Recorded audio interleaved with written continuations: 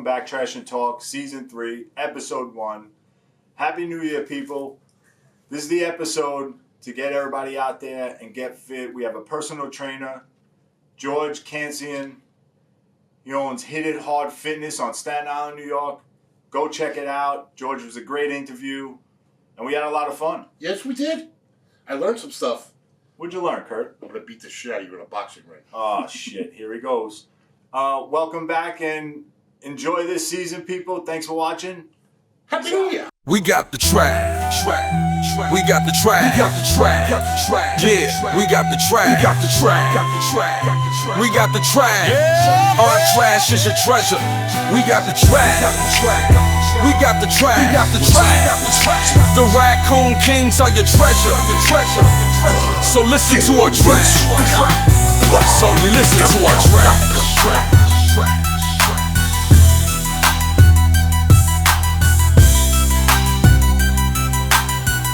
Today we have with us George Kantzian. Is that how we pronounce it? It's Kantzian. Kantzian. Kantzian. All right. He's a personal trainer in Staten Island. Hard Fitness is the name of his company. And we're going to get a little personal today with George about New Year, New Me. New Year, new me. I like it. George, welcome, bro. Welcome, George. Thank you for stopping in, George. Thanks, guys. Thank you. Appreciate it. So born and raised Staten Island, or? Born and raised Staten Island. Yep. Great Kills. Oh, Great Kills, boy. Yep. Okay, Yep. nice. Great Kills Road? Great Kills Road. Your whole life? Whole life. Oh, boy. Nice. I know a lot of people on that block. All right, let's not get into that. So what'd you do before you got into the personal trainer and owning the business and all that? So what I did, I guess, as in how far back you want to go in. Well, I don't care if you were like, trick or treating my and shit like that. No, like what profession? Like what were you gonna do after high school? So you graduated high school. What high school did you go to? I went to Tottenville. You went to Tottenville. Figures South Shore. That's typical. Yeah.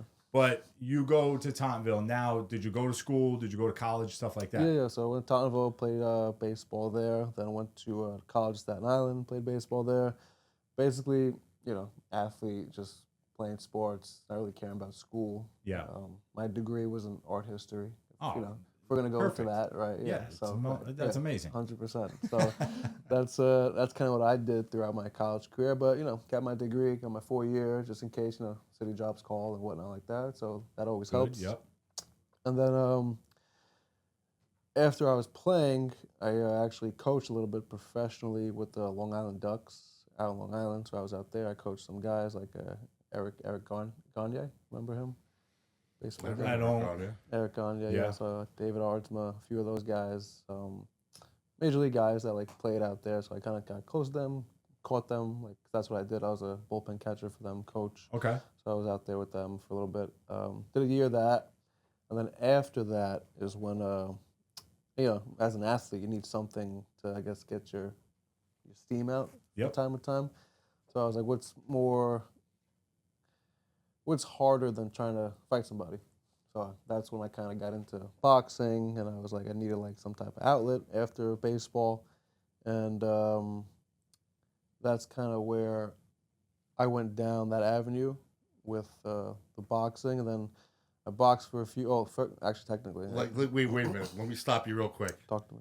Explain to Wayne how you got into boxing. So the whole so he after, didn't go to he just threw himself in. So I always had a fixation, but I always enjoyed the sport. Okay. Growing up, watching Rocky, the whole nine. Right? Tyson kicking Yeah. people's ass. Yeah. Yeah. So it was always something I had an interest in, and then I was done playing ball, and I was like, I gotta do something. So, like Kurt was saying, basically, I didn't even train. I saw that there was a Golden Gloves tournament, Oh damn. and I So you literally just threw yourself in the ring, just like said, they say. yeah, exactly. I said, what is it? Fight or flight? Yep, pretty much. Yep, fight or flight. Yeah. So my father, he's like, "What are you doing?" I'm like, "What do you mean?" I'm like, give it a shot. It's like going for a run. Yeah, it's the same thing. Yeah, right? you could have shot at so many more things, George. I mean, but go ahead. Yeah, I get it. So I signed up for the gloves. So I'm doing my own training, right?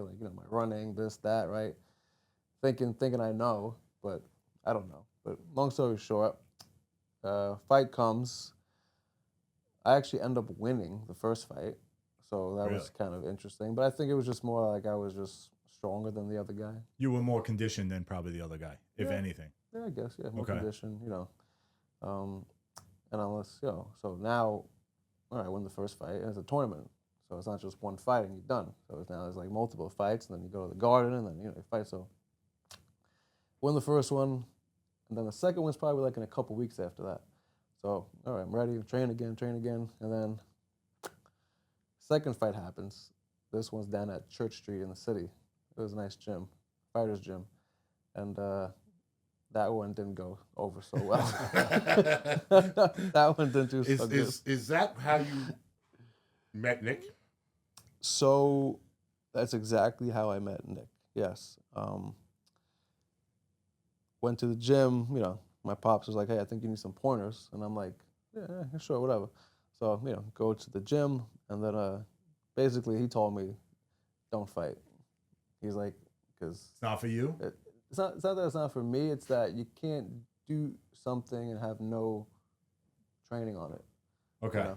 Like he wanted you to train the right way. He was a professional boxer. Right. Okay. Right. The kid's from Staten Island. What's his last name again? DeMarco. Nicky DeMarco. Mm-hmm. Okay. So he more so was like, listen, I get it. You won the first fight. But now you're going to get into real boxers. Where like somebody knows what they're doing. Knows what they're doing. Right. You're out here. You watched Rocky a few times. You think you know how to block. Right. And unfortunately, he's protecting you in all reality. He was protecting you. Mm-hmm. Well, that's good. Good job by him then. Yeah. He was looking out for you at least. Yeah. He said not the smartest thing to do, but stubborn, right?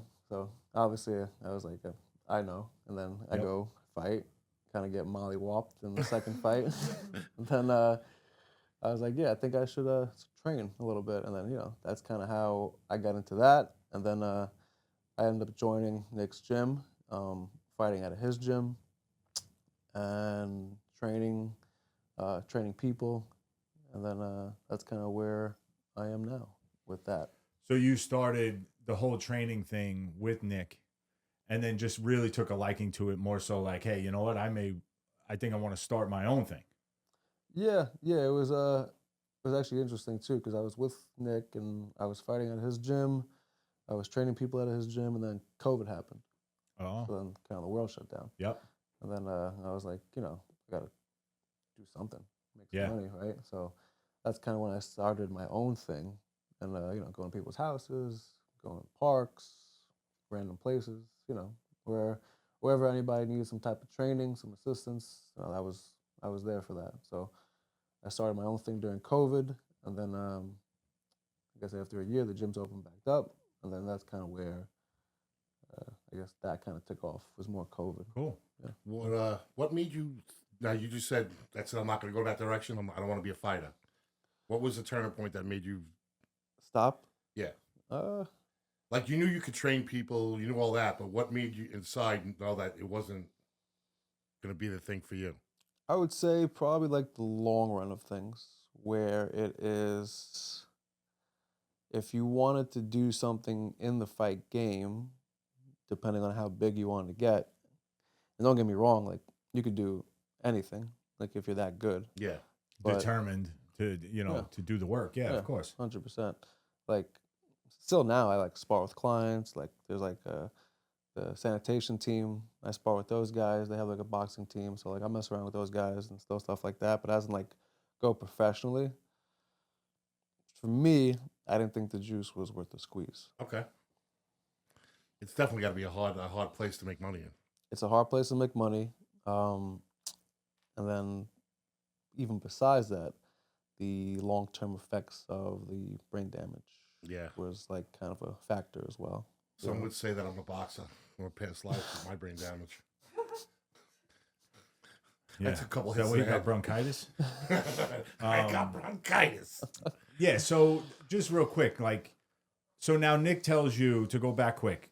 Nick tells you it's not worth it. How much more training then would you have had to do? Like how much more goes into it than to become a Golden Gloves boxer? Not even a professional, like what these guys we see on TV. So it's actually interesting, from what I understand. And there's a right way and a wrong way to do everything, right? I think, True. at least, Yep. right? Point A, right? So in reality, anyone could be a boxer, a professional boxer. All you have to do is just take a test and get your hands registered, and What do you mean tech- hands registered? as in, like, your hands like lethal weapons now. Like if you get caught in the street fighting, and you're technically a professional boxer, like, technically your Go to hands jail. are lethal weapons, right? Yeah, Wow. because you know how to use them, and the other guy doesn't. No, that's when you go to the burger shop. Your hands are lethal. Shoveling burgers down your throat. I didn't know that. And I don't know if people at home would know that, where once you sign up with the association, Right, and you're professional, registered. Now You can get in trouble. wow. Like Can I even- just go Like you go to a register bar myself? fight. Just to say, yeah, what do you do? I'm a boxer. And that's exactly the thing. So that goes back to your question about what's harder. I want to say the amateurs in the right way is harder than professionally, if you're Really? going to do it the right way. Because you can have guys do it the wrong way and just sign up just to like get fights and maybe make a name for themselves and try to promote themselves for like their business or whatever the case is. And Yeah. Instagram. correct. Stupid shit. Correct, and I've seen that where people just become professional boxers just to try to create a persona or like you're saying, Instagram, get some 15 Influencer. minutes of fame Yep. and things Yeah. like that, influencers. So there's that, and then there's the other side, where it's the amateur side, where you're running every day, you're training every day, you're sparring, your coach is on your ass all the time. So there's a different level and how far and what level you're at. And again, you could do it like how I did it and just sign up, and then you find out the hard way, or you take your time and then you train and you get right and you understand the game and you just become a better individual. Okay. Yeah, because I could just only imagine how much training these guys, and the kids especially, because like you said, when they're younger and you're putting that time in. I remember one of my neighbors owned a boxer, who's White Chocolate. I don't know, he's from the New York area. Okay. And it wasn't White Chocolate. That's the basketball player. God damn it. White Thunder. No. The Seeps. Anyway, and like he owned them, and then like had the trainer he would pay and all this nonsense. And So it's a different yeah, type and of game. we would watch him fight, and he would probably a lot of times get his ass kicked. But it was still like he'd be at parties on the phone with the trainer. Like, this is what we need, this, that. And I'm like, dude, what are you doing? Like, what kind of business is this? But that's what goes into it. It's as my old coach told me, it's a grimy sport. It's a grimy business. Money hungry. Money hungry, dog eat dog. Yeah. Don't care, kick you under the bus, feed you to the wolves. Type Yeah, of if you're thing. not worth it, they'll just throw you to the side. Right, yeah. And that's it. Yesterday's news type of Yep. thing, right. And, I was only in it for like a little while, like, because like I said, I did it much later after I played baseball. I probably started, I was like 27, so I was Okay. much older. So I've seen like that aspect where like you are top dog to somebody, and then you're like nobody. Fall off real quick. Fall off real quick, right? So when they say it's like the loneliest sport in the world, it is. Like, you just rely on you, which I think. Yeah, you're in the ring. Yeah, Well, you right. don't hear about it. Like the kid from Staten Island. What's his name? The kid that won the Olympics. He was a champ. Olympics. The kid that Olympics. boxed out of Oh, Park Hill. Marcus Brown. Marcus Brown. You don't even hear about him anymore. Mm-hmm. You know what I mean? Like, he made that 3 years of Yeah. stuff happen. Yeah. I believe then- he was world champ for a little bit. Yeah. I believe he was world champ. World champ. He was in the Olympics. Yep. All that. Mm-hmm. I remember going into Modell's when he was in the Olympics. They were selling his shirts and stuff. Yeah. Now you don't even hear of the guy.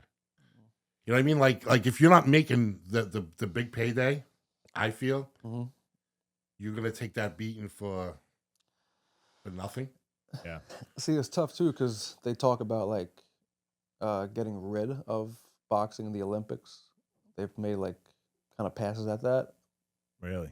but in reality, like if that's all you have, Like, if that's all you have, like, you're not a book guy, you grew up somewhere, like, you got a chip on your shoulder, like, whatever your thing is, and, like, that's how you, like, this is what you have to express yourself. Yeah, like a kid from the streets, yeah. Yeah, well, that's the whole thing about that Park Hill gym was great. Yeah, you can't take that away He's from not the only people. one that came out of there. There's a No. couple of pro boxers that came out of there. And even if you're not a pro boxer, like, boxing itself has changed my perspective on life and things.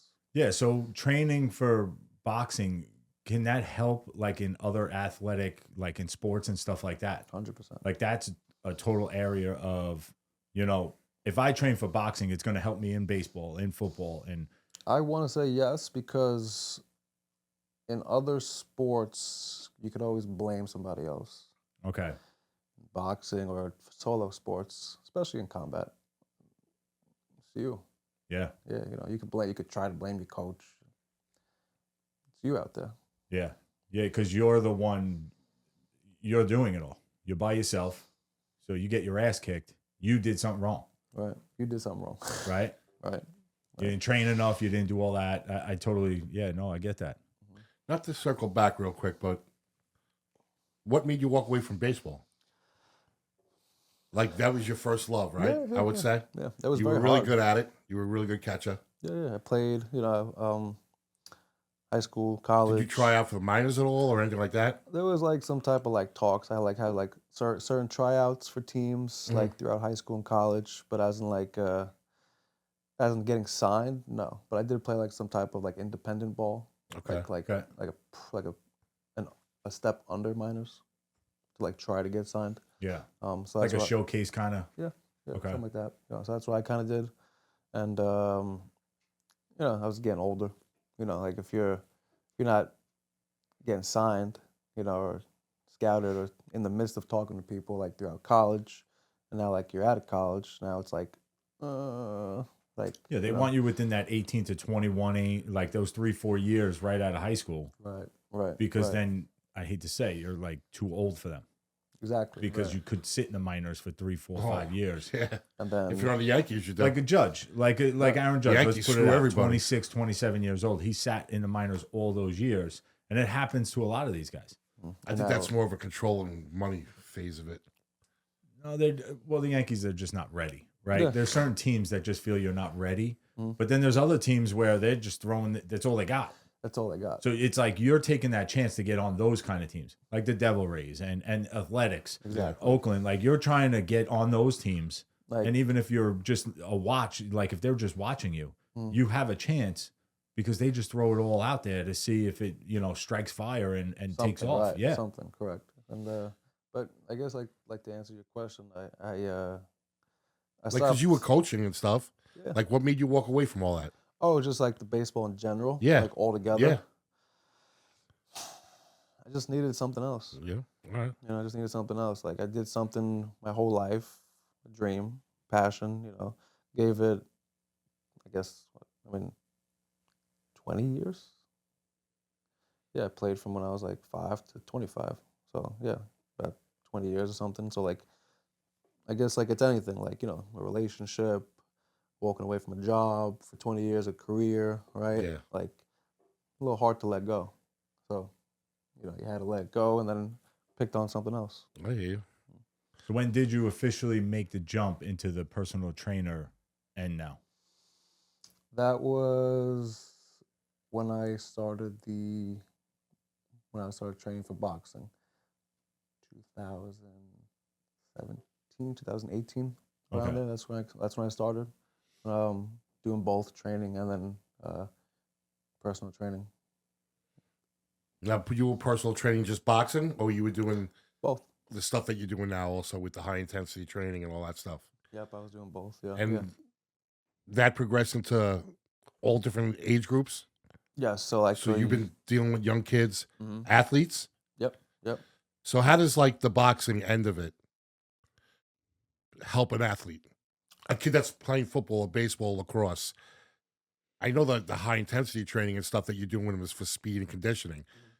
Is the boxing for that too? If you have them in the ring? So, number one, I think it's all a mental thing. It's a confidence thing. That's that's number one. You know, like you have to have some type of self-belief before anything else. Yeah. That's number one. And then I have to say like the technical stuff is like the hand-eye coordination, the rhythm, timing, smoothness, flow. You know, it's like a lot of that stuff translates from boxing into other sports. Okay. I always wondered. I understood the part of it with the like the high intensity stuff. I was wondering always how did the boxing come into play? Because I know the athletes that you do train, you train them basically in all of it, Yes. right? The kids do boxing, they do the high intensity. The kids are doing all that stuff, right? Yes. And then, could we get Wayne there one day? Please. I would love to fucking knock you out. I literally was sparring yesterday real quick with we're just busting like messing around with Parker, the little guy. What are you threatening? You know? And I literally had a woman, she was like, "How do you box?" I'm like, "No." And she was sitting across the room. And she had a few drinks, so you know, she was a little out there. So, and I love her dearly. She's a friend's mother-in-law, but you know, anyway, I was like, "No." She goes, "Wow, you got quick hands." I'm like, I said, "Yeah, I grew up on the streets. Like, you got to protect yourself where I grew up. I'm on the north side of Staten Island. I didn't live up where you guys live, or where it was all the glitz and glamour on the South Shore, you know?" He didn't grow up in tough where he grew up. I had to run home from school every day so I didn't get jumped. So anyway, so it was just funny that you said that because I'm like, what is she talking about? And she's like, "Oh yeah, he's pretty good too." I was like, I could have put him on the floor. I mean, granted, he's 12. But I'm like, I would have put him on the floor in 3 seconds. Like, come on. I'm just trying to teach him to protect his face at this point, you know? Yeah. But yeah, I would love to come down. I would down. love to come down and do it. Yeah, it's fun. And knock you out. No, we could go in the ring together, but you're not gonna knock me out. I'm telling you, I'll knock you out. I don't want you to knock me out. I'm not saying you can't I knock will me make out. your ear work. That's all I'm saying. I'm just saying, Wayne's got some reach. Yeah. You got some And George, I you may can- not George, look quick. I'm telling you right now, I got got some quick height on him. hands. George, bro. how do your hands feel after I hit? You do sting. Yeah, all right. You do Just sting. saying. You got some power behind There's a lot that. of weight behind that punch. Yeah, that's all right. I'll just dance around. We'll have George and Gerald to be watch us and cheer us on. I'm in. Gerald to Definitely. be cheer for you to kick my ass. I am in. So what separates a good trainer, and I know it's a tough question, but a good trainer from a great trainer in your mind, like, because you're in it? Level of care is one. Level of care. So the pride in it. I don't want to say pride. I just want to say care. The care for the person that you're training. Okay. Because I might be the best coach or I might be the worst coach, but is the message of what I'm saying getting across to you? Am I breaking it down in a level where you're understanding me? That makes sense. So it's more individually based, I believe. Well, because everybody's different, right? Correct. Kids are, especially with the kids. And what age do you start? Like, what do you feel is a smart age to start coming in? To do the boxing end, to do like that kind of stuff? I would say the youngest I've had was 4.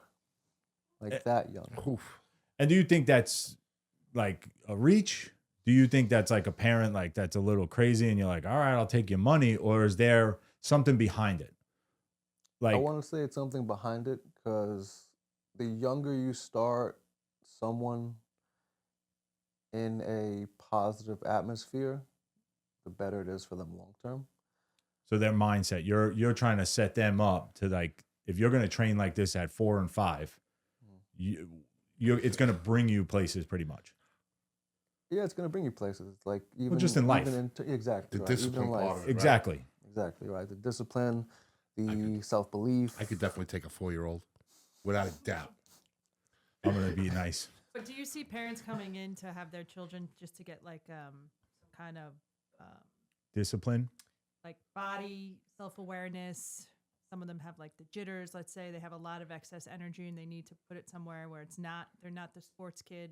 They don't like sports, but they need something. Do you see that a lot with the kids that come in? 100%. They One of the days I was there, I think you had one of the kids that you had there with you. One of the days I was there, was he a special needs kid? There was 2 brothers. two brothers. I think one of the kids like had a little something going on. Maybe. Do you have a kid like that you train? I believe so. A little bit on the spectrum. Yes, For sure. right. Yeah. That's the day. One of the days I was there. I seen that. Mm-hmm. I think that's great. Yeah, because they need to get the energy out and they need to feel the sensitivity, right? So the boxing and the punching would probably be. 1,000,000%. That's important. That they need that, and like anything or anybody, young or old, we all need outlets. Yeah. So whatever works for that individual. Like my son, my oldest, was a lot of sensory issues growing up, like really bad. Like, for instance, in the morning, if my wife would do his hair, she would spray water on his hair. He would like, it was all sensory stuff. And a woman, I'll never forget, a woman in the deli that we used to go to all the time was like, she's seen how he was when he was young. You could see it. As he got older, I think he learned how to deal with it better. She told me, put him in football. He has no choice, but he has to touch somebody. He's got to face it. And he has to touch somebody. And he was a big kid, Jonathan. So we put him on the line. Like that's basically what he had to play. He was a big kid, right? And I tell everybody that sensory stuff, football, my son doing that changed my son's life because he started to become more comfortable with sensory stuff, not just touching stuff, eating, like the whole sensory issues that he had. That football changed his life because he had no choice. He had to do it, and I think that's boxing is probably the best thing for that. I wish I would have known that back then. I would have actually put him in boxing. I believe it's a confidence builder. Yeah. You know, no matter what, you're learning a skill that you'll have forever. I just to be able to protect yourself. Yes, and you feel better about yourself. You know, like wherever you go, I can handle myself. When I first went to you for boxing, now I told you my whole thing. Like I just fight in the street, stuff like that. So, yeah, well, no, I got into a lot of fights growing up. I always fought. Yeah. When I went to a ring, I was gonna get really mean, but I can't. You can get as mean as you want, bro. No, I'm not. As many fights I got into when I went to you That's to my train. parking spot.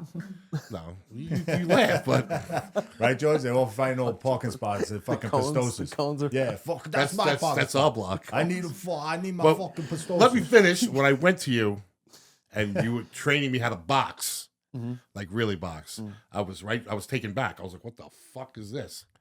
You know what I mean? Just the way of how much harder I hit by learning to use my body the right way. There's a level. You know what I mean? There's a level of calmness. Yeah. It was insane. I didn't think it was going to be like that. I thought I was just going to go in and just start crazy wailing away. Yep. And you were like, nah. No, because I'm sure you guys seen like TikToks or Reels or YouTube videos, whatever, of like people fighting in the street. Usually, it's just the person that lands the punch first. Yeah, that normally wins. That normally wins, right? Like they're just swinging out of their shoes, and it's the guy that lands first that wins. Right? Yep. So it's like it's like the same thing, throwing two gorillas in there and then just letting them beat each other up. It's not. There's no skill. There's no. I don't even want to say there's will behind it. It's just pure luck at that point. Whoever lands first. Well, 90% of those videos is just cheap shots in all reality. Yeah. Haymakers. Well, it's just the guy's not even ready, right? So you're hitting them, they're going down. You're humiliating a person. You're getting clicks. That's all that cares. There's no actual training behind it. No. You know? No. So, right, like most of the time, those videos are not what it's really about. Yeah. Right, like there's more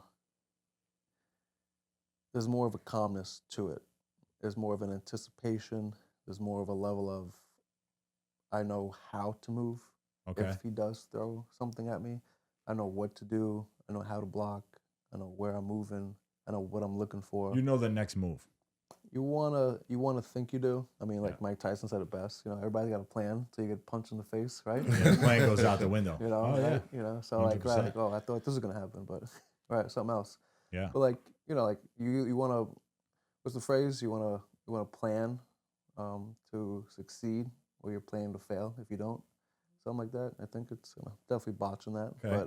But like most of the time, like you want to have a plan. You have a better success rate if you have a plan than if you just kind of like wing it. Yeah. I've done the winging thing. It doesn't work Me out too. too well. You've eaten Me wings too. since then. How much? What? Nothing. Go. How much of the training is physical and how much is mental? With all aspects of your training, people. Physical is just showing up. It's all mental. Yeah.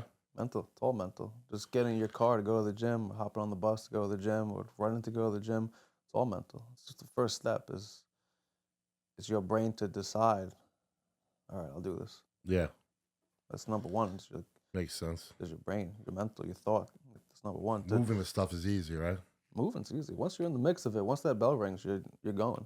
You're in the midst. Yeah, once you're there. Once you're Like, there. the hardest part is getting there. 100%. It's the same thing with sanitation. It was like the easiest part was the job. The hardest part was getting there at 6 a.m. Yeah. Waking up and going You to know, work. 4 o'clock in the morning, and then Jesus getting Christ. into it. We always said that the hardest part is showing up. Yeah. With anything. Getting to work was the hardest part. Yeah. Other than that, it was just picking stuff up and putting it down. Right. Yeah. Like anything else. yeah. Basically. Just making the decision to show up. Do you preach the nutrition end as, getting healthy, or do you just concentrate on the physical side with your clients?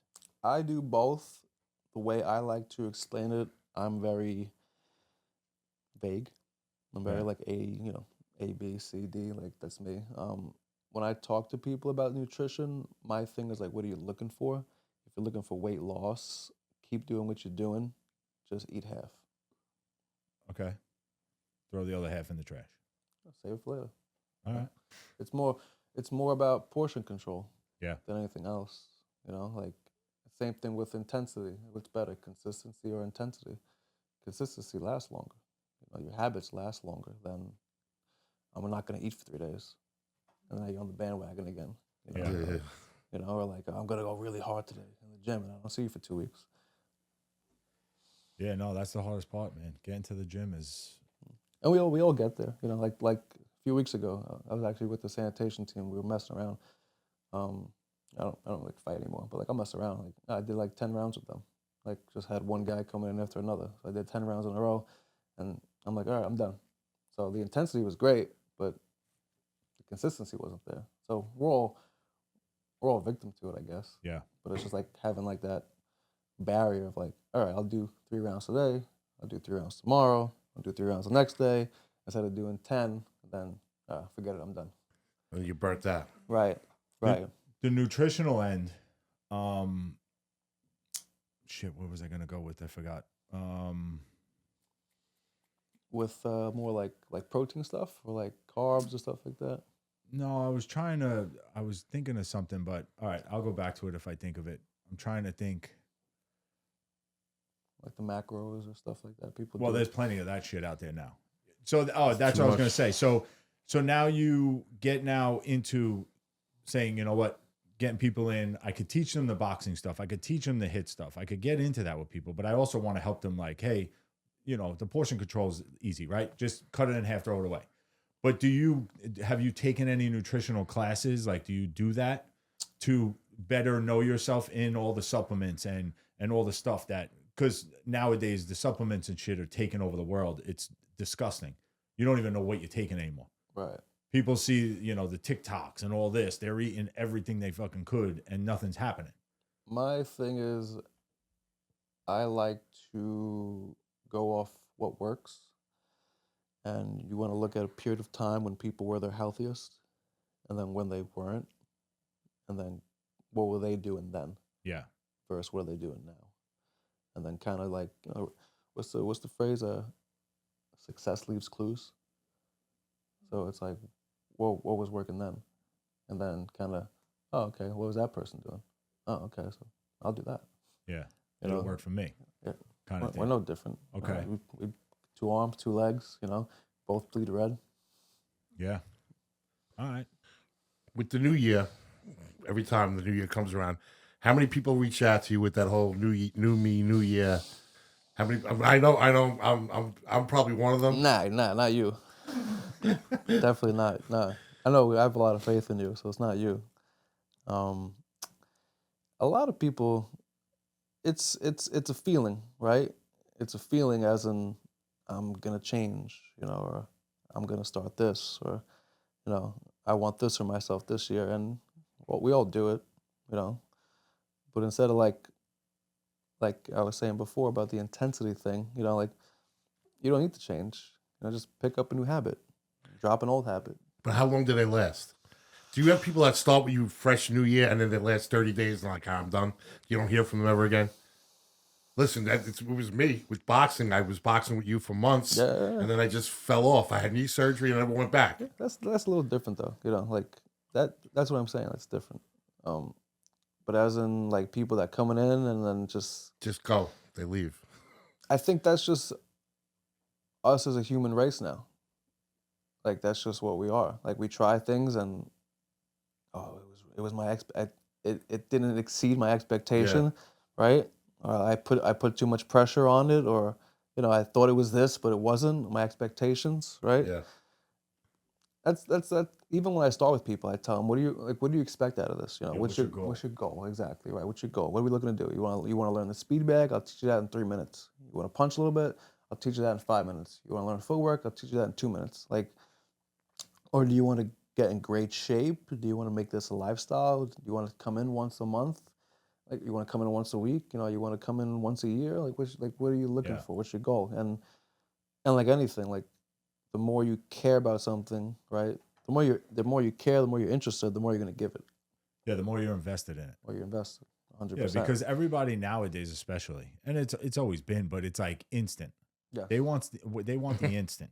Like I want to lose 30 pounds next week. Well, that's the problem with these And it's drugs not that are all out realistic. right now. Yeah. So do you see now fewer clients now that Ozempic has taken over the world? I don't want to say I have. Or there was clients now because they're on that, they hear all the stuff with muscle loss and they hear this and they could do this. So now they're coming in. They lost a few pounds. Now they want to get into shape because they were on it. I haven't really personally. I haven't heard anything really like with that.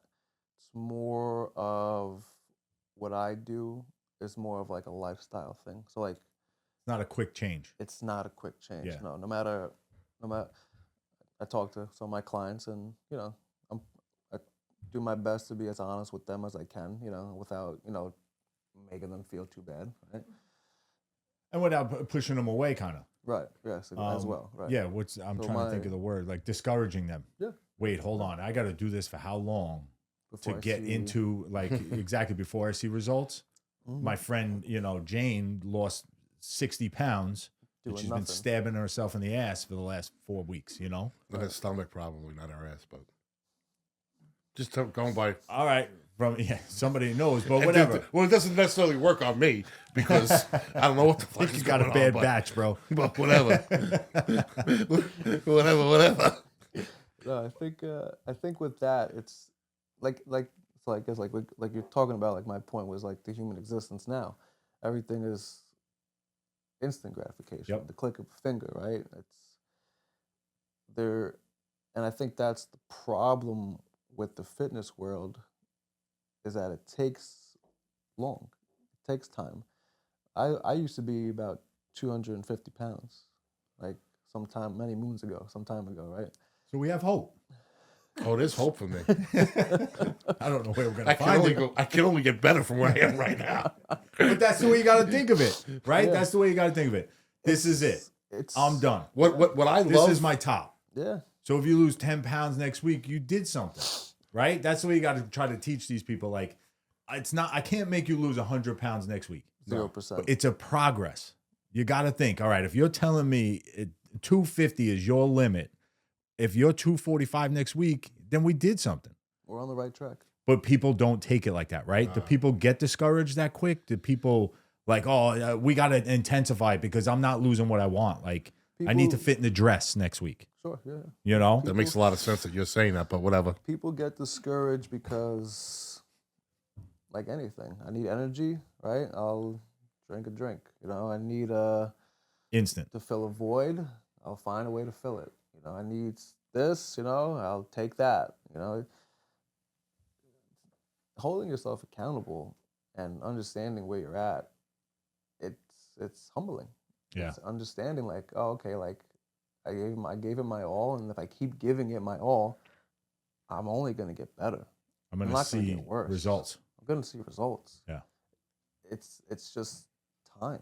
It's time. It's being patient. Consistency, right? Consistency. Yeah, because you always hear the people like, oh, I'm gaining weight because they're gaining muscle. They're Right. not understanding how it goes. And like, how much do you hear of that? Like, all the time. you know, All the time. but I they tell- see the tone Mhm. in their arms. Like they see that they're building muscle, but they get frustrated because they're not losing the weight they wanted.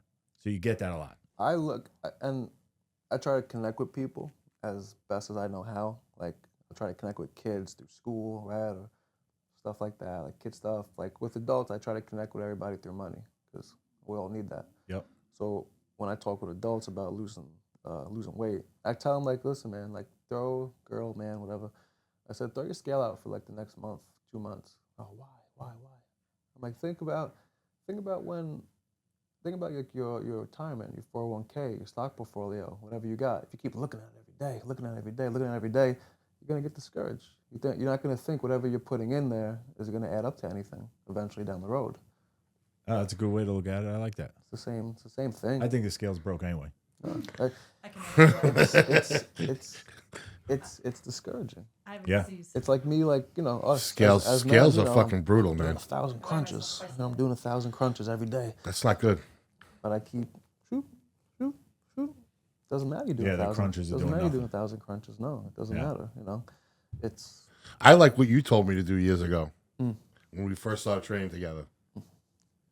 remind me. Do you please. remember? Remind me, please. Open up your cabinets and throw everything out. Oh, So I go home. burn the boats. Go home. Yeah. I grabbed garbage bag and I just went into the cabinets and I just went because what I would make myself say is, well, if the kids come by, I gotta have stuff for the kids, right? Mm. But no, in all actuality, if they're coming over, Go buy it. we'll go by when they come, Yeah. right? So all the cookies and cakes and all that stuff, it was a full garbage bag of shit I threw out. And when before I had the first knee done with the second one, we were training. I was losing a lot of weight. Yeah, hell yeah. You know, I was down probably 15, 20 pounds with him. And we were just boxing. Yeah. I was Moving. doing it twice a week Just moving. and just moving. And I threw everything out. I didn't weigh myself. And right now, I'm on a shot and I'm not losing weight. And I'm not eating a lot.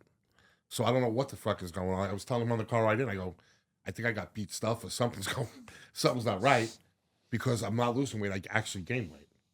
And I'm not going to tell my weight because I really don't want to do it right now because it's very depressing where I am at right now. Yeah, but it's like we're talking about. Like that whole thing is just more so. It's just a quick fix. But it works for some, it works for others. Like Jane's losing 30 pounds a week on it. Yeah, I haven't That lost doesn't shit. mean everybody. I know a lot of people aren't. They're not losing weight. Mm. I lost 5 pounds last month. It happens because your body's going to eventually get used to it. So do you up the dose? Do you go to a different one? Do you have to maybe step something else up? Like people aren't understanding that. Mm. And then there's the one person that could shoot themselves up and next week they're down 100 Yeah, pounds. I don't get that. That's I've not met people everyone. that No, lost zero. It's like 100 working pounds. out. It's the same thing. Somebody could come in your gym, work out with you for a month, 2 months, and they could just say be ready to go in the boxing ring because it's in them, different. right? It's a different body. Different body. The other body, I'm not pointing to you. Don't take that like that. I'm just saying the other body Right. isn't the same. It's going to take more training. It's going to be more. Your body's different than someone Everybody's else's. genetics are different. Exactly. Listen, and there's no excuses either because when I started training with him recently, I'm doing high intensity, right? So you got to remember something. It's hard for me to bend with my knees. I have 2 knee replacements. I got all sorts of shit. I'm grossly overweight. You Excuses. do get low. But though. no. But You listen do to get me. low. Excuses. What I'm trying to get at is he pushes me to the capability of what I have. Yeah. So there's no excuse to say I can't do it.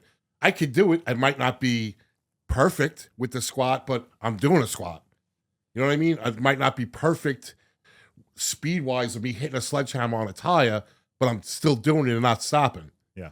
So that's what I like about what you do with me when we train is you cater to what I'm capable of doing, not what I'm not capable. You know what I mean? You don't have me doing box jumps because there's no way I could do them. So when you set up that whole system for me, That's what I like about it. You know what I'm capable of, and that's what we're going to start on and progress from there. Yeah, no, I mean, it's you got to meet people where they're at. Yeah. That's life. Well, like you said, your clients, you're invested in your clients. Super. And you don't want them to get discouraged because they can't do the box jump because they had an injury, whatever it is. You want them to then do the other things. And then, you know what, if you can't do that, and I'm not a trainer, but I'm just thinking in your like world, like if you can't do this, then I'll give you something else to do. 100%. I'll add something else into the circle and just work on something else. Don't get discouraged, which is the way to do it, the way I would see it. We always look at the negative. Yeah. We never look at the positive. Like, oh, I can still do something. It's always, I can't do that. Yep. So like you want to try to eliminate that thought. No, it makes sense. All right. People think speed is something you're born with. How much can actually be trained? How much can you get faster? Or is it something that you have or you don't have? Like anything, I think in life is your genetics play a big factor. So people are just born with certain things. People are born with granite hands and steel chins and super top speed, jump really high. Like I'll never be able to jump from the free throw line like Michael Jordan, right? But I can enhance things, as we all can enhance things. Yeah. Right? I'm born with a certain IQ, but I could maybe make it a little bit better, Get smarter, yeah. Get smarter, So I think we all can enhance something. Am I going to run like Usain Bolt? 0%. But am I going to run faster than what I was last year? If I trained, then yeah, I am. So you can train to be better. Okay. It's always like the phrase goes, right? It's you versus you, no matter what. Or it's you versus Wayne, because he attacks me constantly on this podcast. You're an attacker. Dude, set it up. Get people. Come watch it. Everybody come watch it. I'm going to knock him out. I say What is all this angst about? 2 minutes. I do nothing but love you. 2 Oh, minutes. 2 minutes. 2 I'll put you minutes. down. I'll give you the 1, 2 you will not even see, bro. Bro. You will not even see it. You might think my hands are slow. They ain't slow. You ain't going to even be able to lift them. Anyway. You're going to hit me in the stomach. You're going to lose your hand. It's going to go in. It might not come back out. What's the biggest mistake parents make on the youth end of training? So many. Yeah. Like forcing the kids into a situation. Like, is that more of the... I think a certain force is good. I've heard this before, where you want to build strong children so you don't have to change weak adults. Okay. So like when you have great habits or you have some type of structure or you have a routine, a productive routine as a child, you kind of instill that in you as a kid. I mean, as a kid, and then you instill it in you when, have it as you get older. when you're an adult. Yeah. Right. So it's like, okay, I remember that feeling when I wanted to quit. Yeah. But I don't. I remember that feeling when I wanted to give up, but I didn't. And you kind of, that everything's a feeling. So you want to instill good feelings, obviously, but also like feelings past adversity. So do the parents, so forcing them in, even though the kid doesn't want to come and sweat as much as you're going to make them sweat, do you see that as that's a positive in your end? 100%. You know, like adults, we don't want to go to work all the time. Yeah. And kids have no responsibilities. It's different when you're older. You have a mortgage, you got a family, you got a wife, you got kids. You have to go. You have to go. Yeah. So I think it's important to So instill are that. there any negative situations that you've been involved with where you're like, I shouldn't be pushing this kid to this kind of, like, he's not going to get there. And the parent just keeps telling me, no, do this. Do they think he's going to be the next Mike Tyson? And you don't see it because whether he doesn't have the stamina for it, he doesn't have the goal, like the grit. It always comes back to a person's drive. Yeah. No one's going to be Mike Tyson. No one's going to be Michael Jordan. No one's going to be Muhammad Ali. People are going to be who they are. Yeah. Like as in something to have a driving factor towards. Like I want to be like this guy, 100%. I want to be like Arnold Schwarzenegger, right? Yeah. Like 100%. That's the goal. That's the model, right? That's the figure I'm going after. So there's something into that regard, but as in like trying to obtain that for yourself or have a parent obtain that for the kid, that's where I think parents go wrong. And it's about, like we talked about before, everybody's different. Yeah. Like, personally, I don't believe most kids' brains don't turn on until later in life. Where they're like, wait, I shouldn't be doing this. Or like, oh, I should be doing this. Yeah, because they're just kids. There's kids. There's no consequence. Did the most of parents time. try to force it? Like, I know you have a lot of kids that you train. Did the parents try to force? No, this is what he's going to be good. This is what he's going to do. Do you tell them, listen, this is what he's capable of?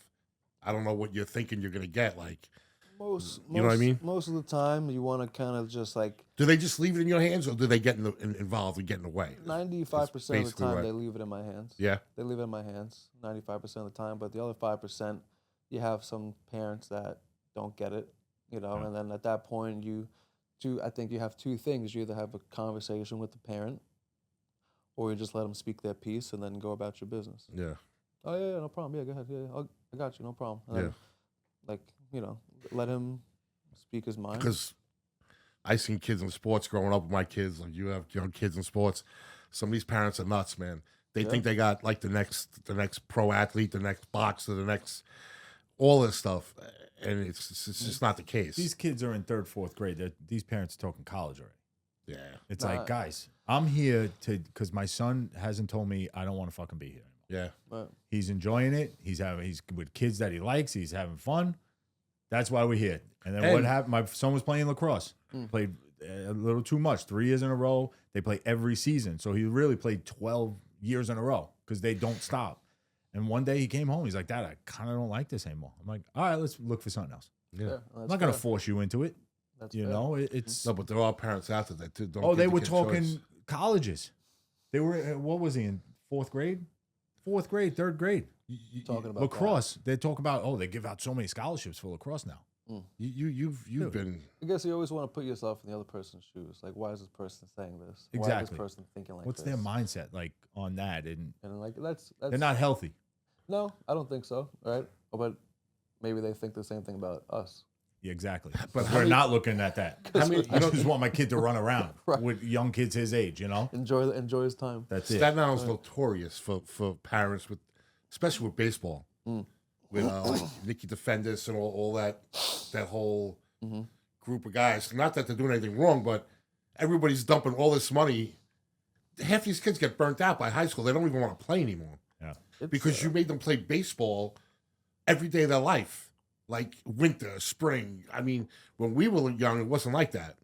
You It guys wasn't all that played- baseball. It was just the season. Remember when you just were young? played a different sport every season. Yeah, but now baseball is like basically all year, 24/7. and they're paying thousands upon thousands of dollars to send them to these places. Like half the kids are horrible that go. You know what I mean? Like I've done it. Jesus, I mean, I sent John he's telling the truth, people. I sent Jonathan to this guy. There was a ex-football player. I forget who he played for. Jonathan and Joe will remember the guy's name. He was a cornerback in the NFL on Detroit. He's from Staten Island. He played for the Lions. No. He was a cornerback. So John went for the strength and conditioning, right? So I'm like, Jerry Ann, we're like, oh, let's do it. I bring Jonathan down. I'm like, watching this whole thing go down, and I'm going, this kid just wants to have fun and play football. He doesn't want to be doing this. Yeah. And I'm paying $400 for these like session. 5 classes. And I'm like, this kid doesn't want it. You know when a kid wants it. And a kid just showing up and he's like, but me as the parent pushed him into it. Like, I should never have done it. There's a lot of parents out there like that. Yeah, Tons of them. 100%. I guess my thing isn't forcing, as in, if they start something, don't quit. Yeah, I never let them do that. That's what I mean by forcing. Like, I as never like, let there's like a anybody strength quit. and agility class, stuff like that. Like, okay, it's 6 weeks. Isn't like it after the first week. Well, sorry, kid, you got 5 more weeks. Yeah. You know, so that's what I mean about forcing. Yeah. Not like where like you have the lacrosse for X amount of seasons, and it's like, I played 12 seasons. I need a break.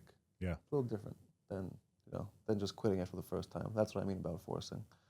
But Kurt, to go on what you said, I think a lot of it, because I do, besides the boxing training and the hit training I do also baseball as well, because that was like the first thing I did before Yep. boxing. So I still have like my kids that I train. I was a catcher, so I train a lot of catchers.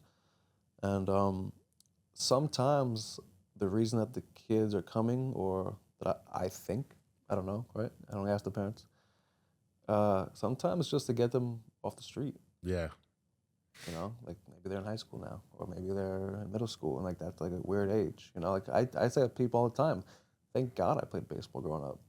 I was doing Yeah, 'cause stupid stuff when I did have some type of goal in mind. Yeah. I can only imagine if I didn't have a goal and I had nowhere to go, and I'm just hanging out at the front of the deli all day long. Yeah, especially with the phones and seeing what other people are doing stupid. You know, at least they have an outlet to go to keep their mind off the nonsense they shouldn't be doing. Yeah. And you know, my father always told me growing up, you know, like you're the people you associate with. That's it.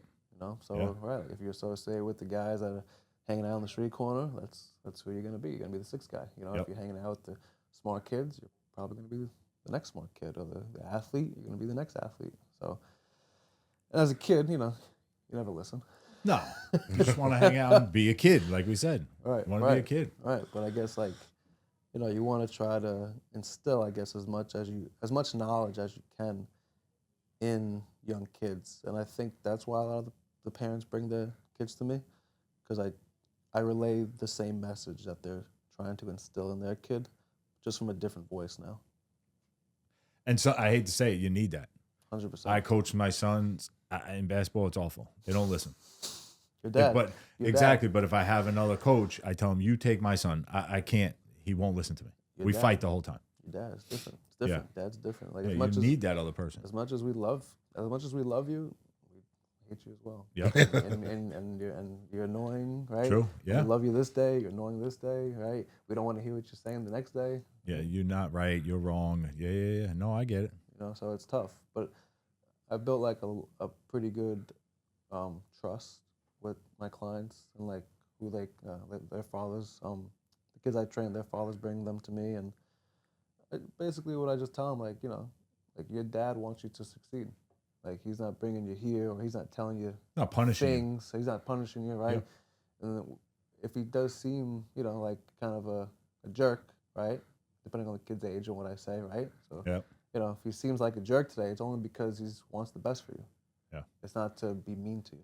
We're always looking out for them. Right, right. And like the dads appreciate that, No, that's good. you know? Personable. Yeah. That's what yeah. you need. You gotta put yourself in people's shoes. Yep. So is lifting weights dangerous for kids, or is that an outdated thinking? How much weight? Hmm. Because in reality, like, everybody's different. Like when I was a kid, I was trying to lift as heavy and as much as I could. Well, the kids that you train that are younger, On the 10 under. yeah, 10 and under, like how, what does it encompass?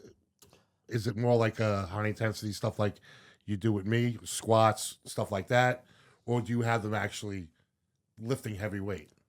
Something, I usually have them lifting zero weight, but if I do have them lifting weight, it's something where it's a whole body movement. So, you know, like the hex bar we use, stuff like that, where like you're lifting something off the ground and like you're walking with it, something like that. Maybe some type of farmer's carries, more grip strength. Nothing so much where like the spine's compressing, things like that. So more like grip strength, core strength. Dead hangs are great. That's not really weight. You're kind of holding your own body weight up. Certain things like that. Yeah, Gerald does that at the gym all the time. Those are great for you, any age. Heavy medicine balls, just kind of moving them, pushing them. So it's throwing full them body. around. Yeah. Full body. So not if like we're gonna the when we were younger, they had the Hulkamania weight set. That was filled with sand. go. Yeah. And we all Sears. wanted it. Yeah. Sears And and our, Roebuck, pal. yeah. And our parents always had that old rusty ass bench in the corner that, oh, go lift some weights. That's exactly what my father And then did. next thing you know, it's on your neck, and your cousins are trying to rip it off, like take the weights off because you're gonna die. Yeah, no, I remember Yeah, I the think, good old days. And my father made our heavy bag when we were a kid. My mother made it. She made it out of like whatever material, and then they stuffed it with sheets and clothes, and that was the heavy bag. My father's like every night you had to go down there, hit the heavy bag, and then work out with that stupid sand weight set. But my dad was like that. He was that guy. I think you need that, especially for young The boys. heavy bag thing I loved. That was, Yeah, so I think you need that, especially for young boys. You need an outlet, because girls know how to express themselves. Guys don't. Yeah.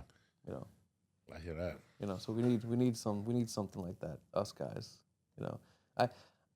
I know it, and I still need that. Yeah. Yeah. No. Yeah. 100%. The older you get, but you still need something that. Yeah. No, I get it. I still need that. So, what sports benefit the most from speed and strength training?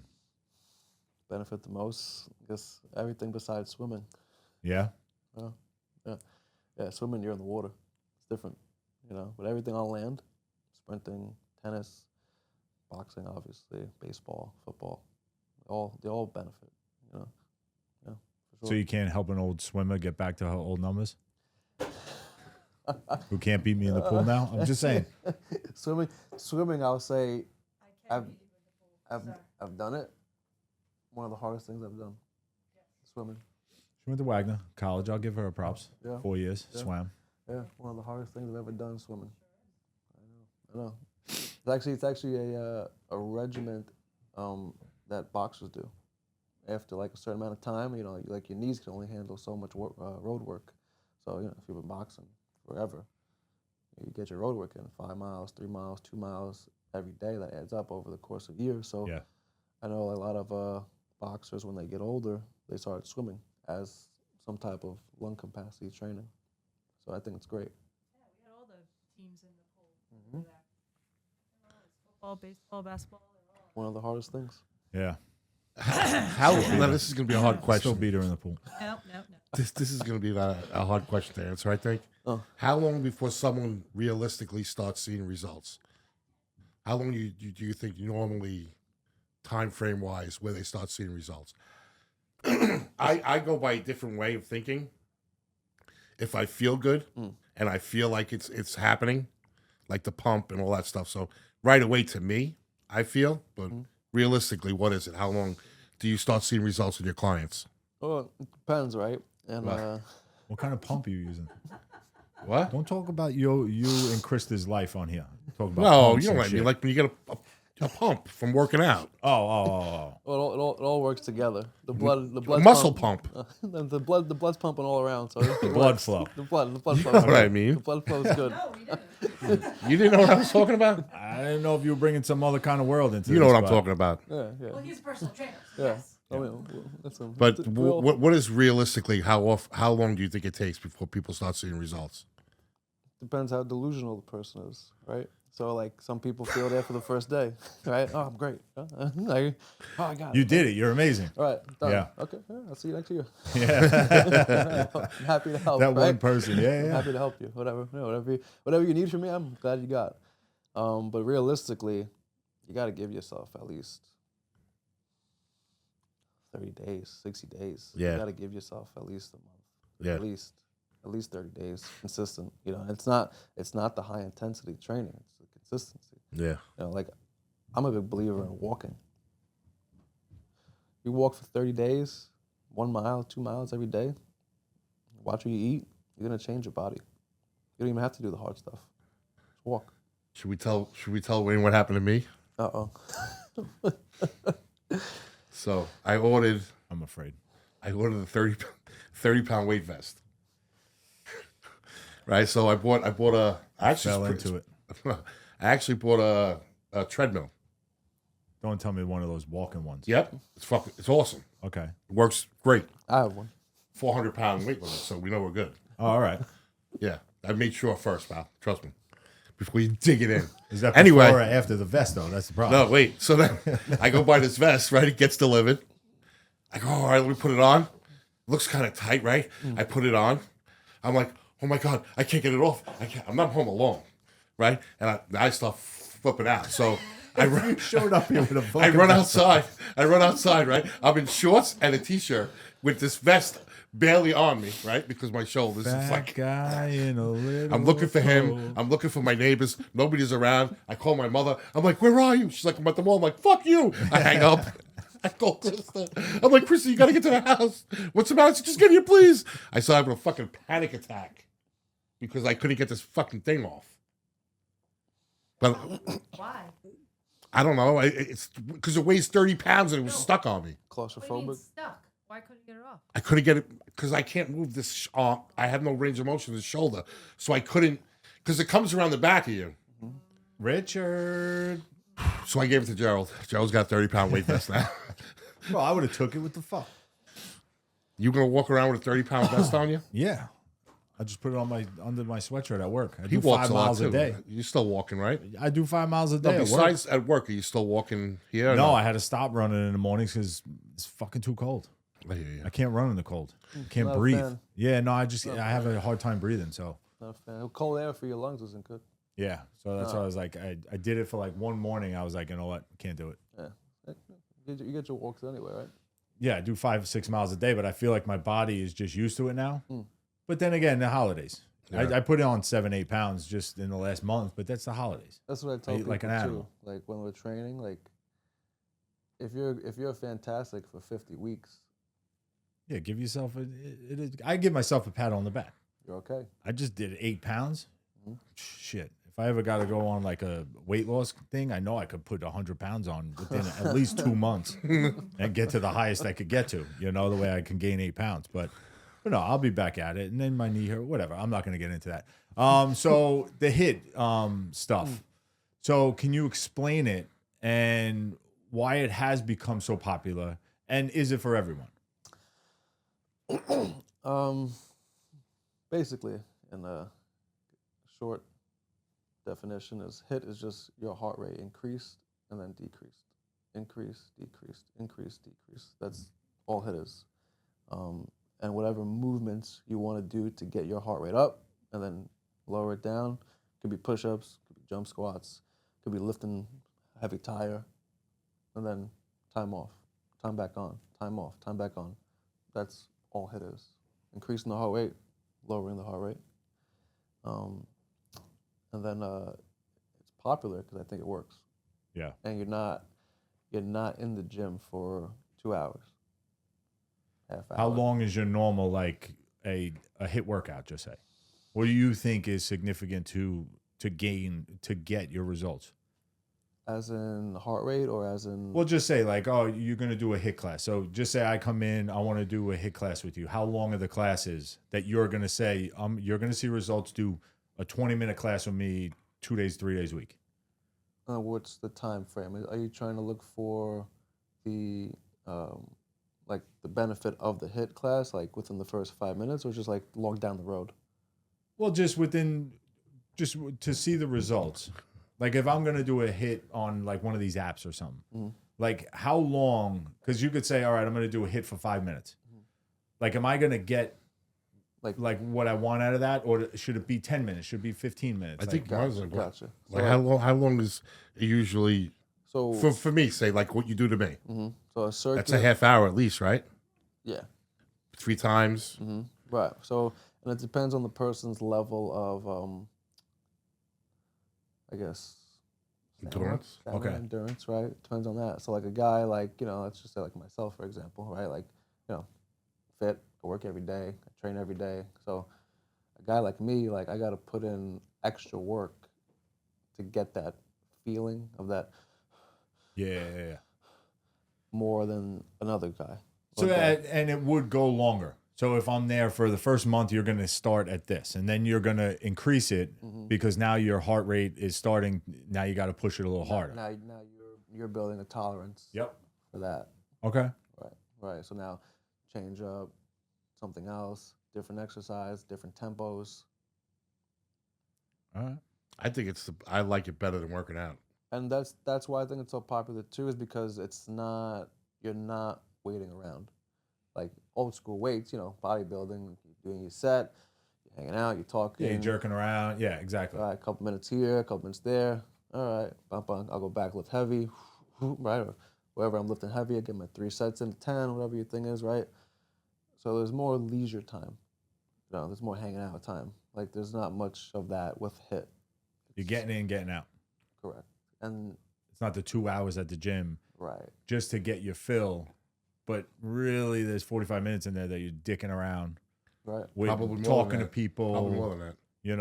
Probably more than yeah, that. no, Especially 100%. if you're working out with a bunch of people, like Yeah. 3 or 4 guys together. training. Right. Everybody's bullshitting the whole time in between. With this, you're in, you're out, you're done for the day. I could put you in a fantastic, without the boxing, I could put you in a fantastic workout within 20 minutes.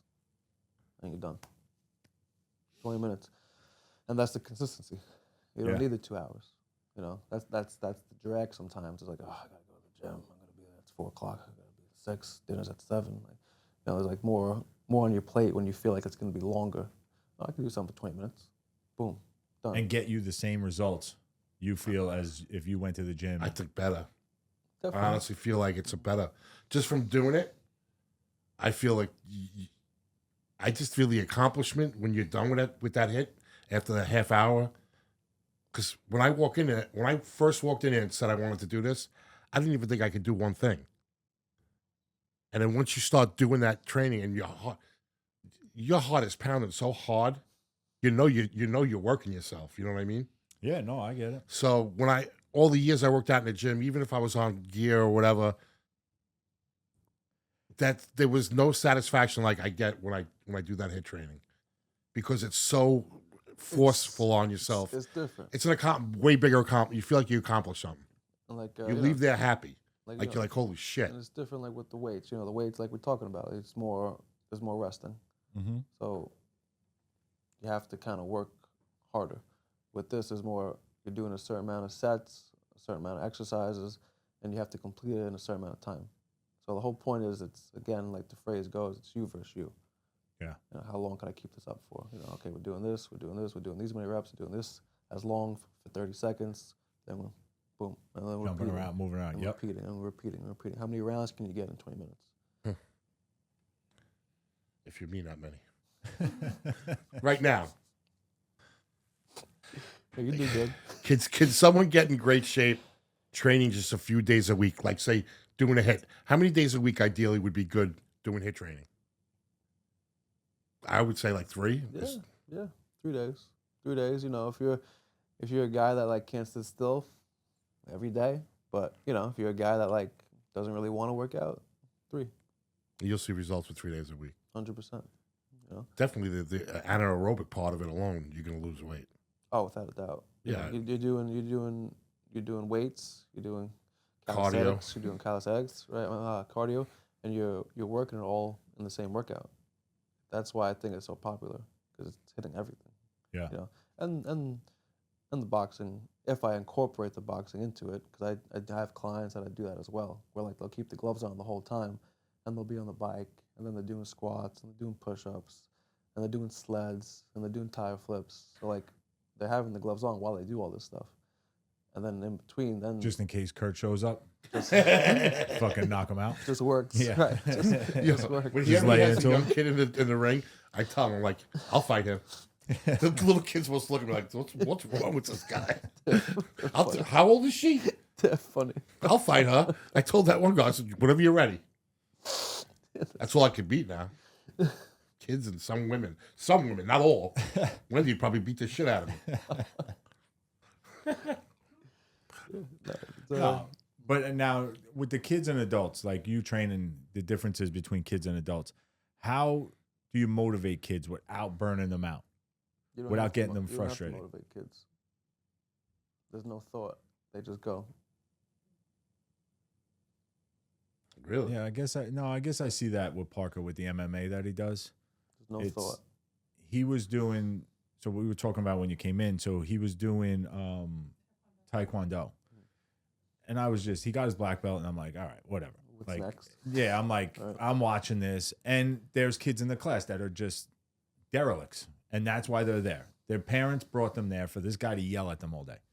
My son don't need that. Right. You know, he's counting. Like, that's all he's doing. Okay. Great. It's good, because now once I brought him to MMA, the guy the first class, he was like, I mean, he's going to be good. He can kick really high. He could do that. So it worked out to his advantage in that. But now we drop him off. I pick him up an hour later, and he's soaking wet. Like, that's more, of an Beneficial. accomplishment. Yeah. Exactly. And he never gets in the car like miserable. Like, he got in the first few times, he got scared. They do wrestling, Okay. and a guy bent his arm back. Guy put him in a headlock, and he wouldn't let him go. I said, but this is teaching you, this could happen in real life. 100%. Oh, without a doubt. Somebody could choke you on a street corner, Not here per se, but like at school, somebody could get you in a headlock. Get out of it. Right. Anywhere. It's Just true. beat the shit out of him. Let the coach stop you guys. You got gloves on.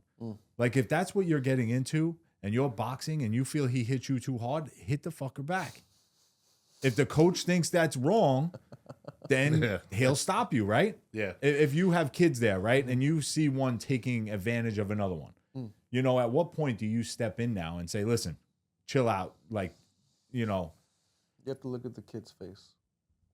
because you can see it on their face, right? Their face. Whether they're scared or whether Right? now That- they're that- nervous. That look. Yeah, All right. Because not many people. It's not like brushing your teeth. yeah, You know, getting cracked. Bang, bang. You know, like that. yeah, Oh my God, what's that? yeah, Right. because you're not used to it. You're not used to it. Right. So you gotta, like we saw, everybody's different. So some kid might be okay with that. Some kid, you know, he gets cracked, boom, and he likes it. They'll take another one, yeah. Right. You got to be a special type of kid that likes getting cracked in the head. I've seen it. Well, he's with all Russians. They don't speak English. Oh, this is good. He's in the right He's place. the then. only one there that speaks English. Different. And it's good. He's like, I think they speak Russian. The only word I forgot that's whatever yes is. Oh, Da. Yep. Da. He goes, they keep saying da, which I know means yes. Yeah. But I tell him, like, they have a different mindset. So you have to think like them. It's Right. you or him. It's right. It's I think it's the best thing task. for any kid. The task. The task is more important than myself. Yeah. That mindset's very different. Right. No, and he's been good since. He hasn't had any episode since. And that was like the likes it? first few weeks. Well, we took him back to like the smaller class he went to for a couple times. Well, no, because he plays basketball.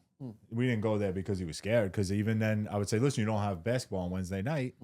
You want to go to 5 o'clock where it's like younger kids. He's still getting a workout. Yeah, So I for don't sure. care. He's still Yeah, doing yeah. the workout. Yeah. He's like, no, I'll go to 6 o'clock. And I originally thought he was going to say, no, I'll stick with the 5s. No, he's like, no, I want to go to the 6 o'clock. Yeah, he went. And Because those are the kids that he was going against who was hitting him too hard, who was doing this. they were better than him. Exactly. At that point. At that what I point, said. yeah. At that point. Right. But I tried to explain to him the reason why I wanted him to do jiu-jitsu and all that and kickboxing and the MMA part was you always hear Rogan and all these guys talk about how you get embarrassed and it teaches you that you're going to be like, Humbles don't be embarrassed. Because as good as you think you are, the next guy's going to be better. Oh yeah. There's You're- somebody else out there. Exactly. So that's Somebody. why I wanted to get him into it, but he's been much better since. I think sports, people, kids, humans, anybody, I think it's important to get yourself in some type of combat gym, combat training, to get a feel or a sense of I'm not the best. Uncomfortable. Defeat. Yeah. It's good to be in an uncomfortable situation. I was just listening to Rogan. We were just talking about that. He was just talking about it where he said, you know, you feel uncomfortable going to the gym. You feel uncomfortable, like you don't belong. You don't belong, right? But the barrier is going to the gym, going to jiu-jitsu, doing it just because you get rid of that uncomfortable part. You want to do it. Exactly. You want to do it. Right? Exactly. I talk to people. It's just, and this is like a more adult thing to say, I guess, right? But it's your name on the gravestone. What do you want to do? Yeah. Right. What do you want it to say? Right. Yeah. You had ho-hos and the pussy in the ring. And Wayne knocked him out in 8 minutes. What are you talking about? 6 minutes. Wait, it went up to 8 minutes? I thought Is it he was- talking about Gerald? Is he fighting Gerald too? Go ahead. Adults coming back to fitness late in life. What's the biggest mental hurdle you see with like somebody my age, 53, all these surgeries? I want to get back into getting healthy. You're not who you used to be. Yeah. Person's dead. Yeah. Person's gone. Even me. I'm not. Well, I was when I was 20. Different person. I think that's the most humbling thing that I'm starting to see. It's better. It's better. It's better. It's Like It- you what I like about going to you is you didn't let me say no. You didn't let me give up. Like squats. I haven't done a squat in 100 years, and then I had these stupid metal knees. Mhm. And you're like, listen, you do to what you could do. It was humbling though, because when I was in my 30s, when you were the king of the gym. and I could squat 500 pounds, I could bench press 500 pounds, deadlift 700 pounds, and then all of a sudden, you go to the gym with your son, and he's making you look like a fucking bitch. And I'm like, what the fuck? And then I'm working out with Kylie, and I'm like, she's doing 30 pounds less than me. I'm like, what the fuck happened? That's a hard thing to wrap your head around at my age, when your whole life you were the king of the gym. 100%. And then all of a sudden now you're like, what the fuck happened? I'm not Superman anymore. And that's what I love about the high intensity stuff, is because it's challenging me in a different way. It's your mind, right? It's your heart. Yeah. It's different. It's different. It's How hard. much can I take? Yeah, exactly. Right. The burn. Yeah, no, you see how it is when I'm doing it. I keep going until I almost die. The burn. That's different because you don't Want have. to watch me die? You come. You don't need the high. You don't need the high. You don't need the heavy weight. You know. No. At this age. Yeah, no, without a doubt. To get your results. No. That's your old. Like you say, you start anew. You walk in the gym, it's a new you, right? New me. Yeah. This is where I'm starting. This is where I want to get to. And it's just, honestly, at this age, it's just being healthy, right? It has 100%. nothing to do with, oh, look, I'm going to look at my muscles at the beach. Nobody gives a fuck anymore. Nope. You're not 20 anymore. It's different view on it. It's a different perspective on it. It's a healthier perspective on it. When I was younger, I played baseball first, so I was lifting. I was lifting heavy too. I'm not a big guy, but I probably squatted 400 pounds. I deadlifted like 600, bench press 3-something. I'm not that person anymore. Yeah. That's the hardest thing to come up to deal with. There's no need for me to be that person anymore. No, that's 100% right. But it's hard to get over that. My goals are different at that age. Yeah. Yeah, your goals are changing Totally. every year. Right. It kind of is new year, new me. Exactly. and that's the way you got to look at it, right? Yeah. 100%. Yeah. Because a lot of people now going into the gym. I haven't been in a gym probably for 20 years. Really? Yeah. Because I always did it on my own. Gotcha. I always felt like, I don't want to deal with these assholes at the gym. Like, who's taking, now it's even worse. It's worse. With Now the it's fucking cameras and everything else. There's Who's got this tripods. It's worse. Like, so we have a gym down the block, and I said, I'm going to get up at 4:30 in the morning, which I have no problem with. That's easy for me. Go down there quick. No one, who's going to be in the gym at 4:30 with tripods you and and shit? someone else, right? Like, and do the Stairmaster and do the treadmill. Do the elliptical, do the treadmill, like do that kind of thing. Just a power, half hour, 15 on each, and kill myself. That's all you need. Because like I said, when I started running out here, I was doing great, but I was all heart rating. I was going all by heart rate because of my heart surgery. I had to watch myself. I didn't want to go and overextend myself. Right, So it was like, all right, I'm going to start this. And just one day I said, fuck it, I'm doing it. And for 2.5, 3 months, I went out every morning, 5 in the morning, and did a mile. I did 2 miles. Then I would do a mile and a quarter. I would always fluctuate up and down, which was always something that, like somebody said, was good. Don't just run or walk that mile. The next day, do a little more. The next day, do a little less. Like fluctuating is where you're helping. So, like you say, where you're hit, it makes sense. Next day, do less. Don't do a mile, but do it faster. Correct. Just speed walk now. You have to change it up. Yeah. Like anything. The relationships. You have a relationship with yourself. You have a relationship with the gym. You have a relationship with your training. You got to spice it up. You got to keep it interesting. My personal trainer is a dick. I think you should get your money back, but I'm just saying. I've heard that before. No, I'm joking. All right, so you say the boxing guys from sanitation come to you, Yes. right? Not to me specifically, but You work with a few. Where I train, that's their hub. Okay. So they come there and they kind of work out themselves there. So, like, listen, there's no way to train to get on the job. If somebody's coming on the job now to sanitation, there's really no way to train. In all reality, it's just trying to be safe on the job. Don't, I hate to say the sanitation swing that we you get used to it. You're picking bags up, you're swinging them. Yep. So you're messing your back up the whole time.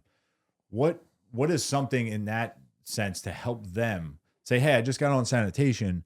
Like, what could you do for me to help me sustain like a healthy lifestyle instead, so you don't break down like us? 2 shoulders done, a knee. He's got knees, his shoulder, Something that I believe is listen to your body. It's number one. And it's going to sound weird, but stretching. Stretching is everything. Stretching's everything. How well can your body move? Staying loose and all that, yeah. Staying limber, can you touch your toes? I could. Yeah. Are you able to, and are you able to move certain ways, are you able to hold a squat, are you able to do functional things with your body, or does everything hurt? Well, and the big thing is, like, it's crazy to say, when we got on the job, I remember the guy training. You remember that old man? He was like 70 years old. Yeah. And he's like, you gotta bend with your knees and all this. But in all reality, he was right. Because that's one of the biggest things. Like, hey, I'm going on this job. Like, bend with your knees. We were idiots. We didn't. I've had back surgery. Yeah. It sucks. You just want to get the job over with. Well, that's the problem with that We're job. rushing through it, The guys that don't get hurt on that job, ideally, are the guys that stay out all day. Well, they take their time. They take their time. Bend They your bend knees. when they lift. They do all that. We were more of just chuck.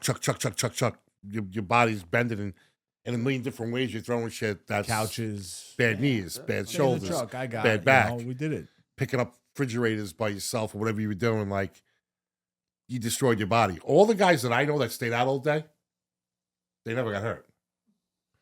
Because they bent down, they took their time, blah, blah, blah. What, besides the stretching, like before, to say if you stretch, when you wake up in the morning before you go to the garage, would it be a roller, a foam roller, some other stretching? Besides that, what type of workout would condition your body more for, like, say, like a HIIT training I would feel that's what would be more for, like, durability. Yes. Yes. You'd be able to handle the constant. You got to understand something. Like, he ran behind the truck. I was jogging, moving, but he ran. So you got to understand something. You're not only throwing shit in, you're running in boots. Right? So your body's taking this beating, right? Sure. So what would be the best workout to do to get your body in tune so it doesn't get destroyed by picking up garbage? I want to say this.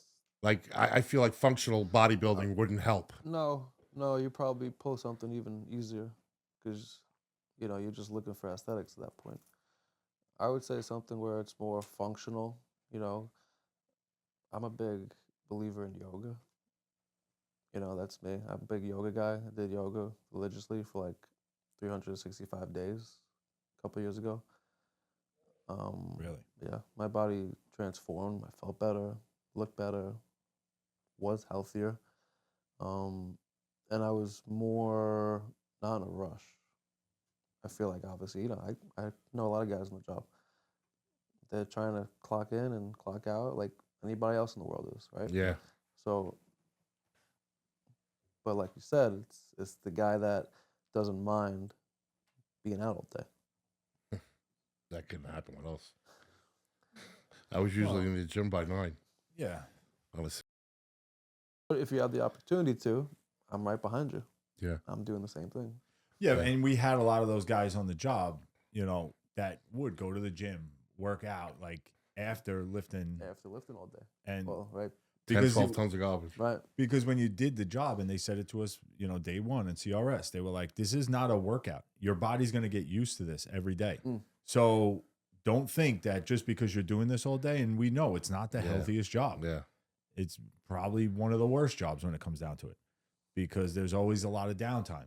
So the guys that did stay out longer, they were doing it longer than us.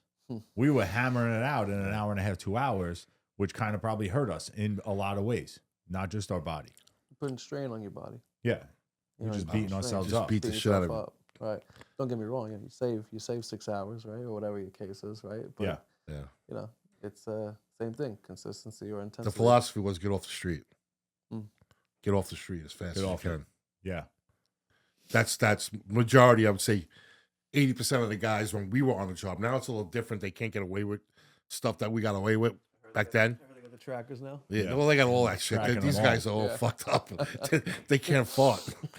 But it was get off the street, and then I got to live my life however I wanted to when I left.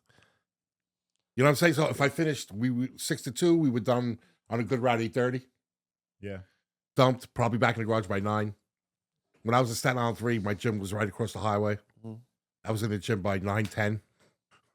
You know what I mean? So I mean, it's like right, like I said, I'm right behind you. That's Yeah. the case, right? It's always easier said than done. Yeah. With anything, right? So Yeah. it's like, if I was in your shoes, I might have been doing the same thing, But like they say, right? You try to learn from the guys that've been there before. So the guy that's telling you, like, yeah, bend your knees. Yeah, what does he know? Yeah. He knew Yeah, all right. and What does he knew. know?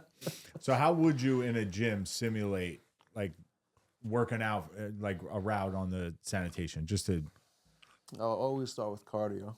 yeah. Always start on the treadmill. Always. I think running is running or swimming pool. It's a Yeah. great foundation, right? Great foundation for things, But obviously running is number one. Getting your heart rate up. Feeling what it's like, being on your feet, on your toes, moving, right? That's important. And then kind of after that, the heart rate's up. Really, just I'm big on grip strength, feeling strong, able to grab stuff with your hands. I'm big on that. If we're gonna work on strong legs, I think that's your foundation. Yeah. Your legs are That huge. job, yeah. Your legs are huge. So, and it's changing up. Some days will be endurance. Some days will be slow endurance. Some days will be fast endurance. Some days will be timed, right? Some days will be heavy. Some days will go back and forth, and we're gonna build. And then we're gonna build back down. It's just getting your legs prepared for everything because that's the foundation. So like if you were to simulate a workout Mm. of picking up garbage, my ideal thing would be sled, Okay. medicine ball, Okay. squat, Sled. and the tire, maybe flipping the tires because that's more of You lift stuff off yeah. the ground, With your right? hands. Right, right. Yeah. So sled. I like the sled. I like the tire. I don't think I'd use the sledgehammer. I don't know about that. I'd probably do farmer's carries. Get your grip strength good. And with those farmer carries, I may also put in some heavy deadlifts, just to kind of build that strong Yeah. foundation. And then depending if we have access to the treadmill or not, after we're done with that circuit, I might put you on the treadmill for about a minute sprint. Coming off. That's death. Right You back. lost Kurt. Sprint. I don't there ain't no sprint. I get on the treadmill before I do it, but there ain't no sprinting. Maybe a little bit of Tai Chi after that, Just I move- don't like Thai food.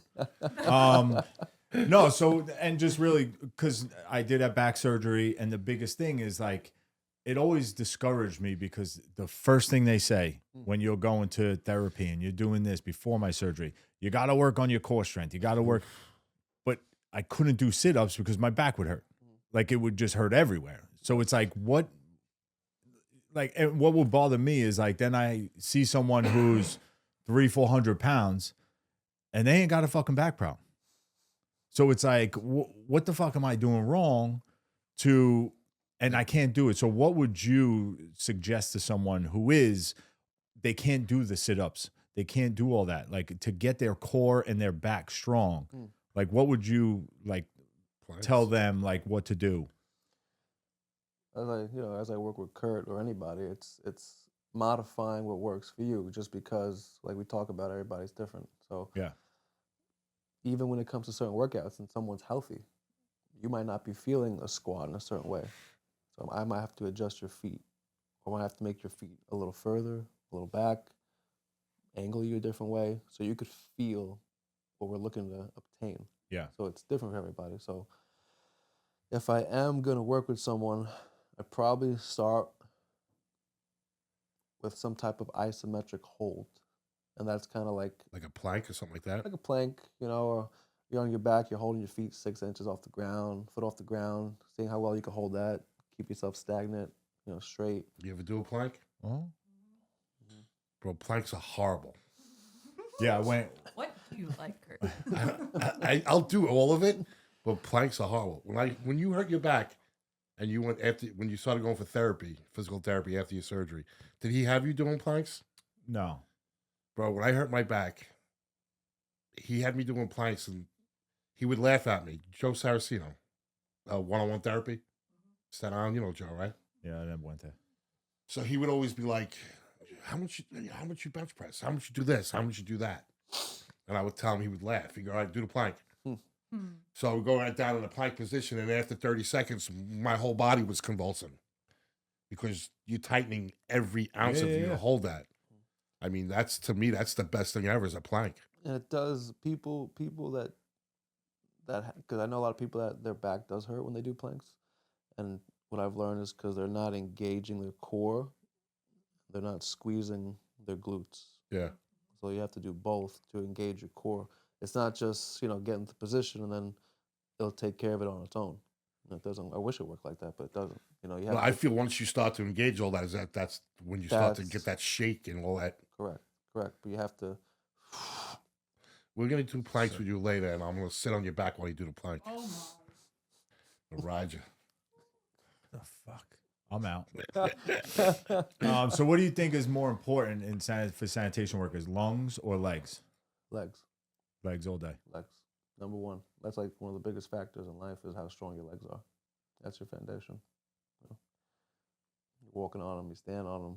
Like you're not running a marathon necessarily, but you're standing on your legs all day. You're on your feet all day. On it all day. No, it makes sense. And Wayne's got big feet.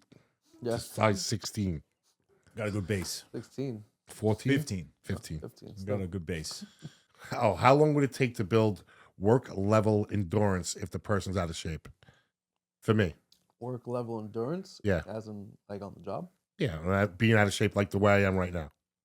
If I got hired for sanitation today, in the shape I'm in right now, that's the question I'm asking you.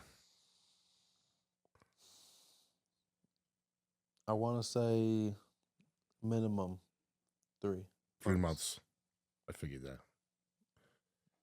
Okay, you got a shot that we could get it done faster?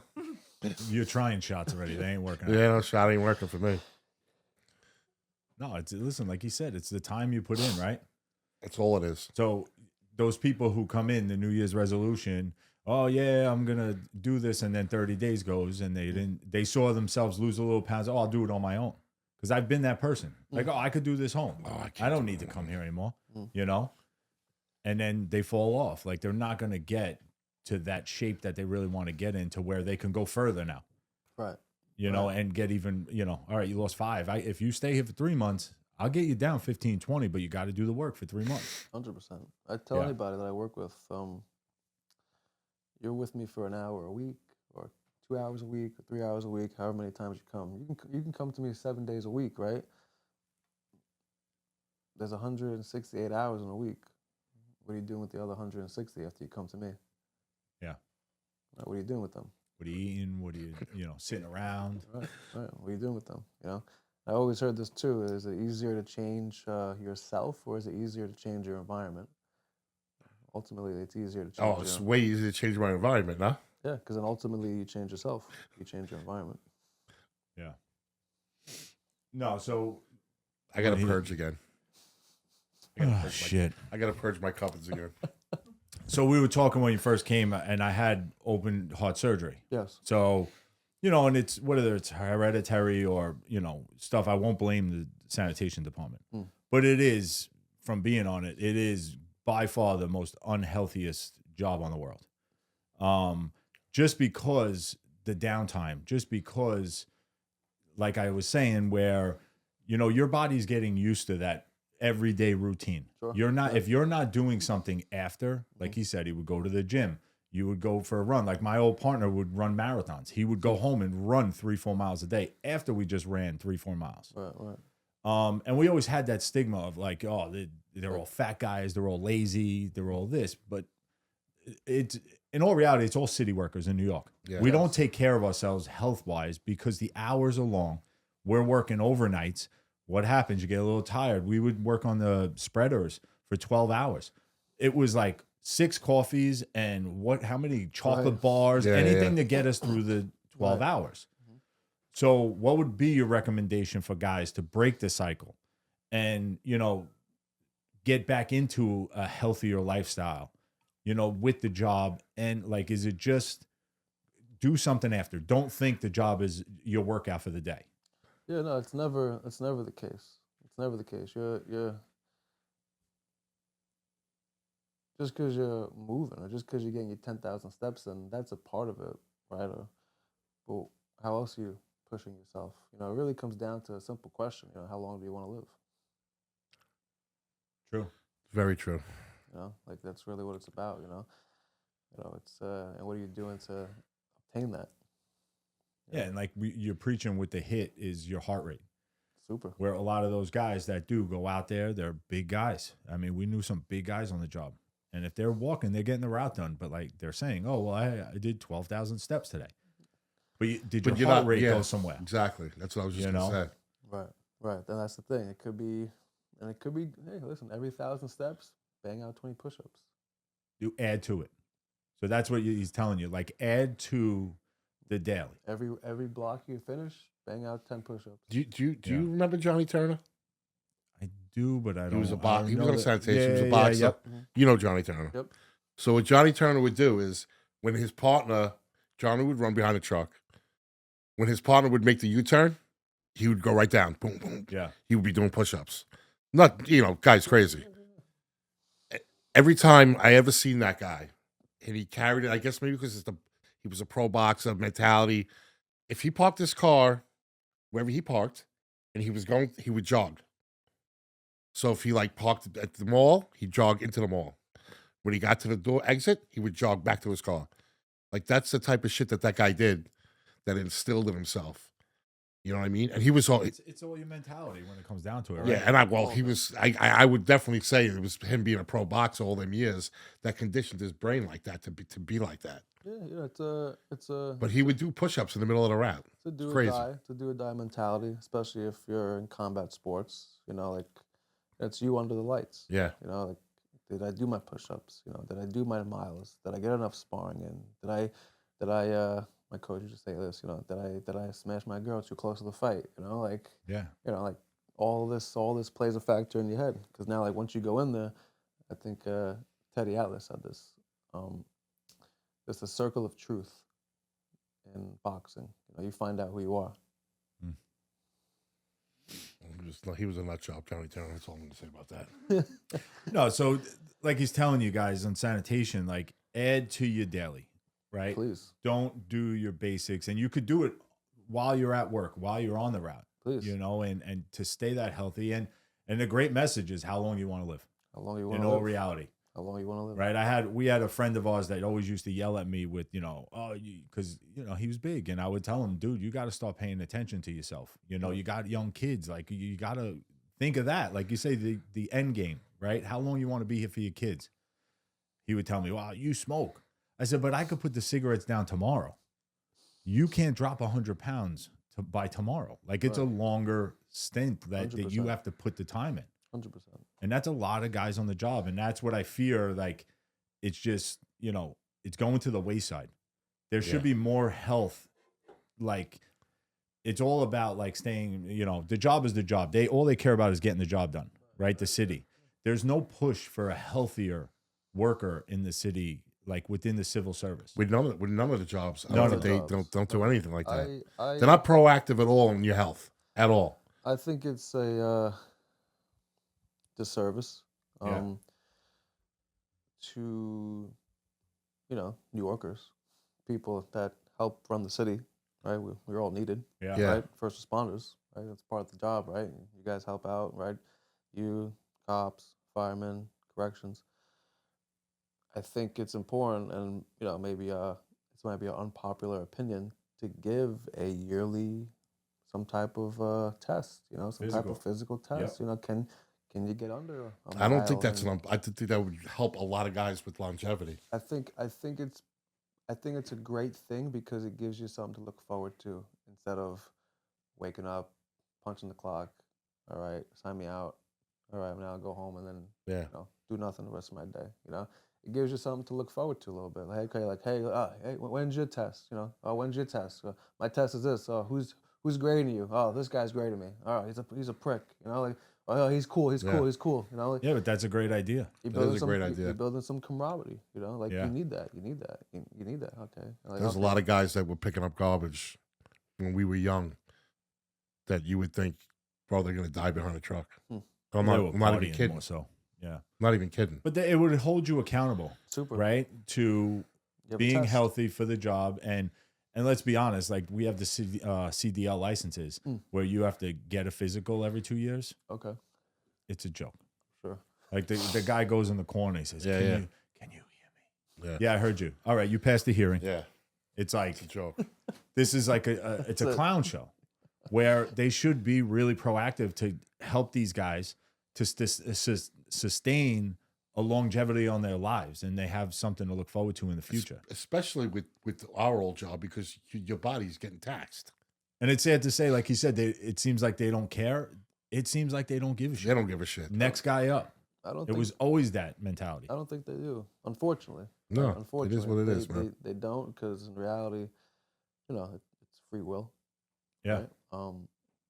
But you know, as kids, we're being parented, right? Like, you know, eat your vegetables, brush your teeth, do this, do that, right? And then, you know, you're manhood, and you got your own responsibilities, your own family, and then, you know, no one's there to tell you what to do or like how to approach it. You know, it's all on you. Sometimes you need an ultimatum. Sometimes. Yeah. You know, like, hey, like I got to do this or I don't get that.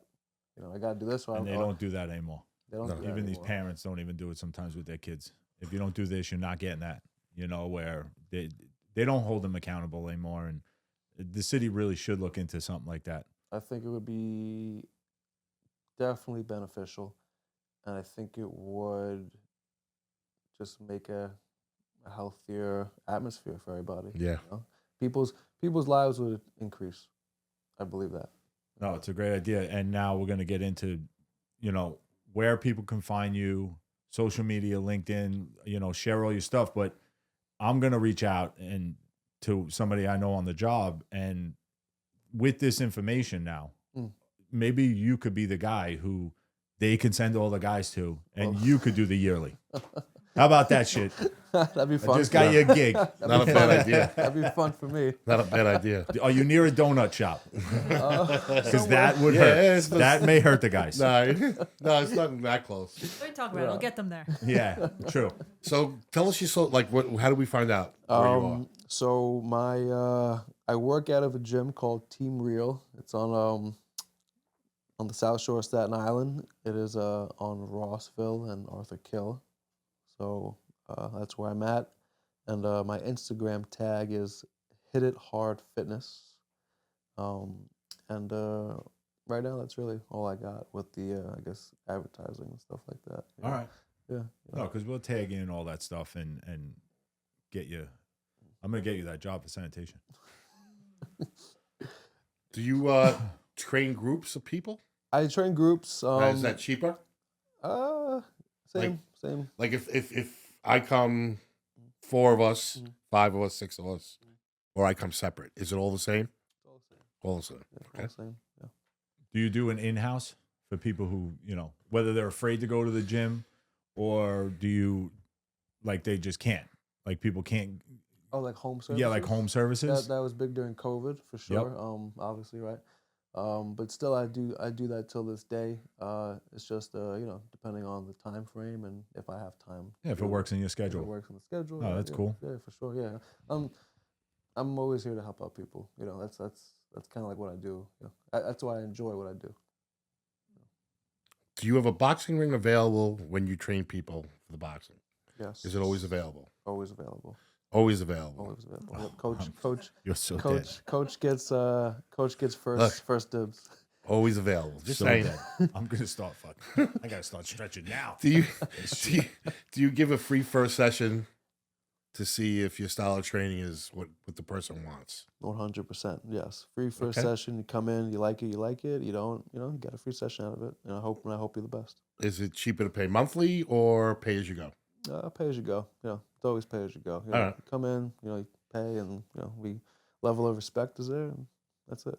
I like to pay for the amount of days on the first one. That way I'm forced to go to the next time. That's fair. Well, Hey, that's listen, a good way to look at it. That's right? what I do. That's fair. He knows that. I tell Pay him it for all the 10 time. and I got it. Like you Yeah. say, you don't want the mentality in a kid to give up, right? So it's like, if I know I paid for 10, I'm going for the 10. At 10, at least Whether it I'll be kicks there for my the ass 10. I or paid not. for it.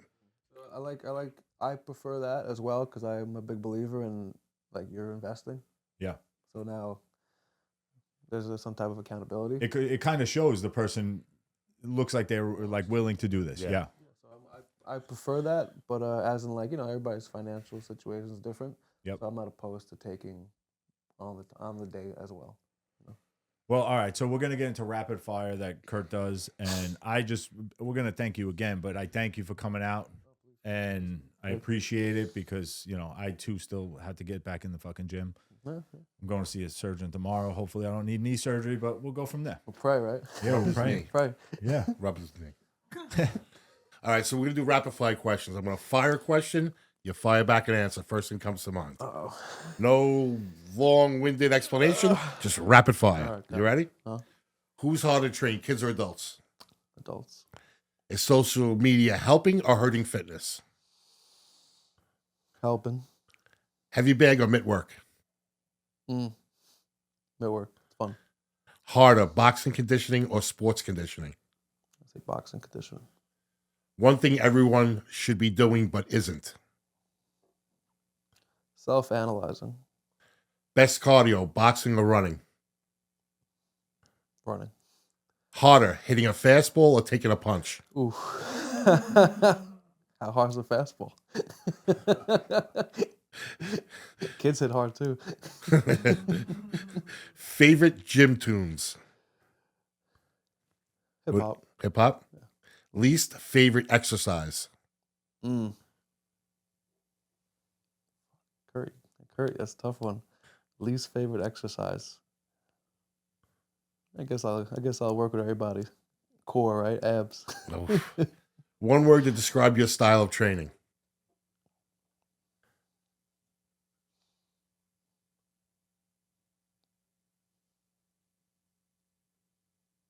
Performative. All right.